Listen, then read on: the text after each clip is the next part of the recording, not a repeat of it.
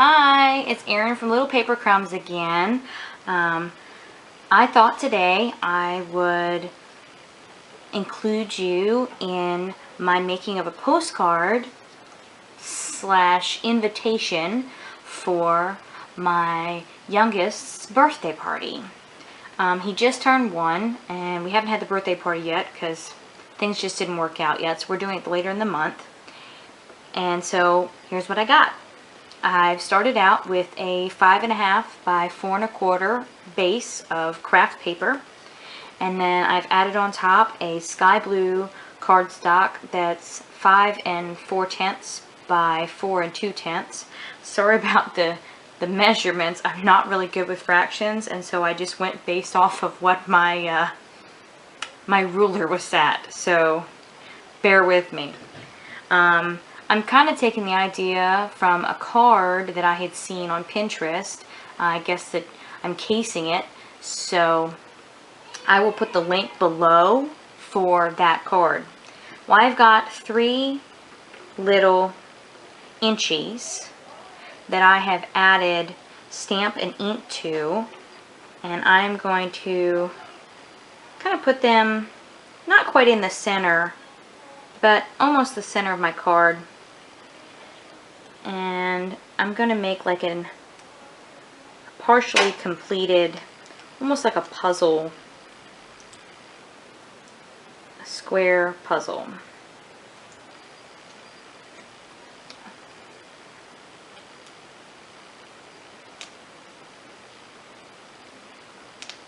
That one just doesn't want to go, you guys. Sorry about that. Alright, so there's my 3 squares.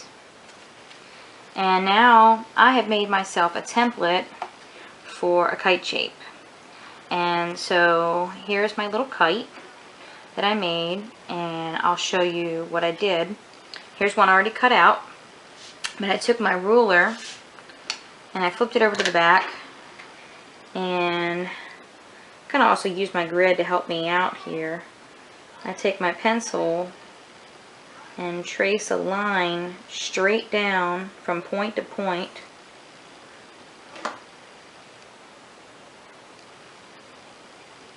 so that I know where to score my little kite here. Oh, he slipped on me.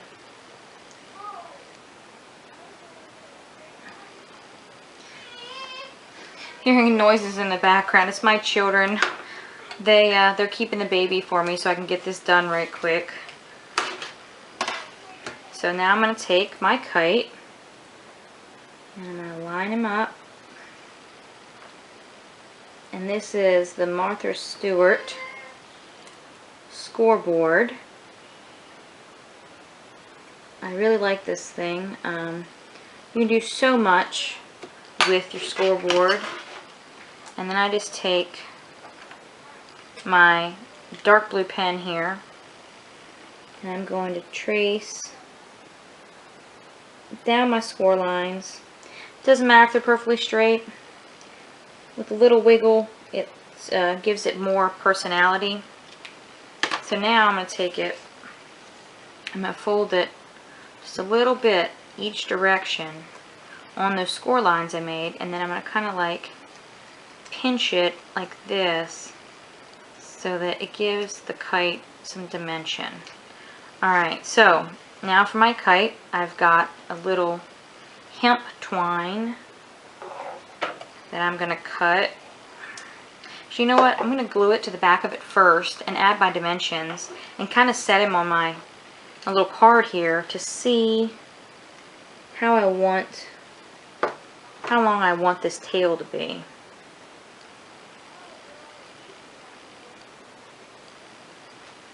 I need me just a tiny little scrap piece of paper here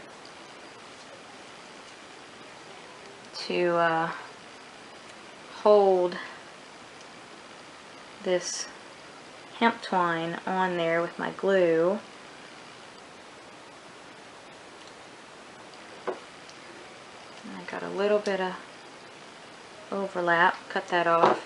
Alright, so let's bend that again. Alright, so I want my little kite be off here to the side.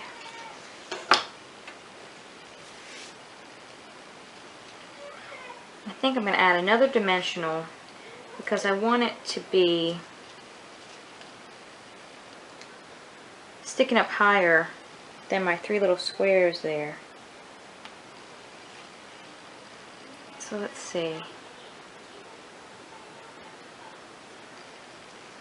I think I want my kite string to kind of do like a loop there.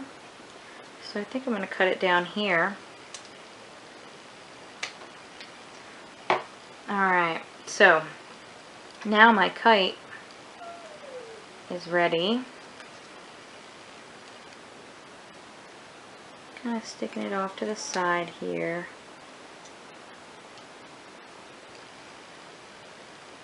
And I'll glue that down later. What I also made was I made a little cloud. And the really cool thing about this little cloud is it was really simple. All I did was take my Stampin' Up! Create a Cupcake Punch and punch out my shape there, and I've got a cloud. But I really wanted to tie in more of that orange, so I've already made 2 of them, and I'm going to add the clouds to my little squares here. That looks good.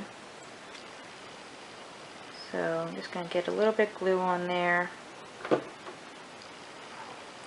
I guess in hindsight, I probably should have added my little clouds to my squares before I stuck them on, but this works too. I mean, it's really not that hard to add a little bit of glue and glue it on.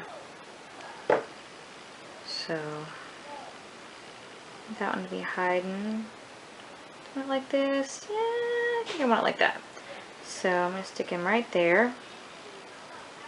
Alright, so, but last but certainly not least, I have got some Stampabilities pigment ink in navy blue, and I'm going to stamp Let's Party down here, I guess kind of off to the right of my kite. And the stamp I'm using is actually by Studio G. And I also want to emboss this. So let me go ahead and get my scratch paper to be able to catch my embossing. Let me hit that with a little more ink. Get my embossing powder. And I'm using Zing clear embossing powder. I really like being able to use multiple different colors of embossing powders. Not embossing powders, I'm sorry. Oh no! That just goes to show you. Try and talk too much and it doesn't come out right. But you know what? It's okay. I've got me a little scratch sheet of paper here with my sky blue. We will try that again. Yeah, people are human. Bad thing is I can't exactly edit this very well. I don't have all that fancy smancy software that you see with all these great bloggers. So what I was saying is I like to use lots of different colors of pigment inks so that I can just have the clear embossing powder. And I'll emboss that later. Well, I mean, I'll heat set it later. Right now, I just want to finish up this little tutorial for you.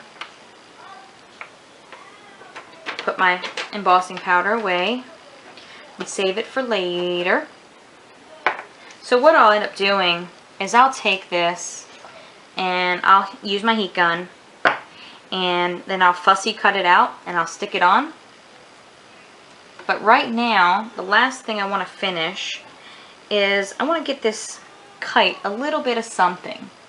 And I've got a little bit of orange here that I'm going to cut to make a couple of little bows to put on my string. So, and that'll also kind of hold the string down in a couple of little places. So I'm just gonna eyeball them. Not gonna do anything particularly exact.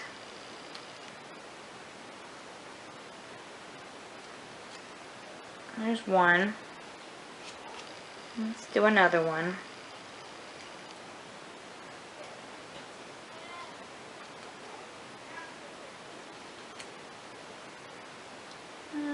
That one I might cut a little shorter.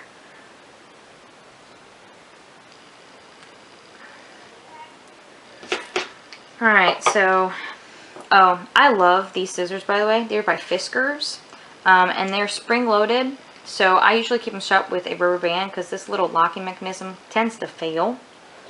So, now I'm just going to take my Scotch two-way glue, and it's clear, and that's another thing I love about this glue. This glue is clear, and it's super sticky, and I really, really just love it, love it, love it. Actually, I think I'm going to give my little kite here a little bit of something. So one like that. Oh, come on now. Guess I didn't hold it down long enough. So I got the one. Let's do one more.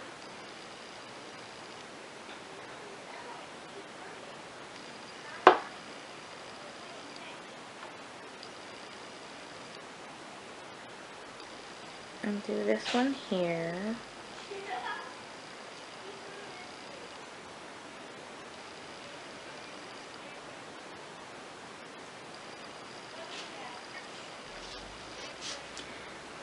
And there we go.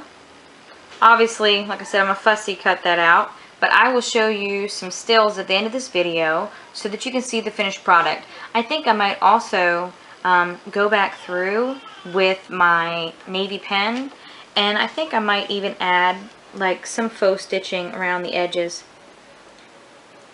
I mean, what do you think? I think it'll be great. Anyway, thanks so much for watching. I know I'm not the world's best at doing videos, but I think I'm getting better. Leave me a comment below and let me know. Thanks so much. Bye, you guys.